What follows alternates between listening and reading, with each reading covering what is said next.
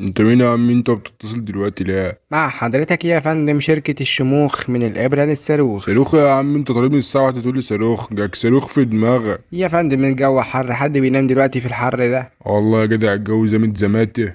ده الواحد عامل زي الفسيخة المسرقة. احنا بنحس بالعملاء بتاعنا يا فندم من غير ما يتكلموا. شرف باسم حضرتك. معاك شوية بيض دمياطي؟ حضرتك طبعا مصري يا أستاذ شوقي. لا يا اخي، عرفت منين؟ ايه الوجاهة اللي انت فيها دي؟ يا فندم احنا بنحس بالعملاء بتاعنا من غير ما يتكلموا في أي طب حاجة. عايز إيه يا عم الشمروخ يخلص؟ معانا يا فندم منتج عالمي أمريكي أوروبي بمواصفات روسية لتخسيس الفخاد ونحت الجسم. يا عم فخاد ايه يا عم؟ تحترم نفسك. انت من الساعة واحدة تقول لي فخاد؟ حقك عليا يا فندم، انا كنت عايز مصلحة، بلاش تخسيس يا فندم. معانا كريم جل بيترش على الجسم بيمنع رائحة العرق تماما يا فندم. يا عم عرق ايه؟ انت جايف ليه كده؟ يا فندم الجديد عندنا انه بيمنع رائحة العرق من الناس اللي جنبك يا فندم، مش منك انت، عشان زنقة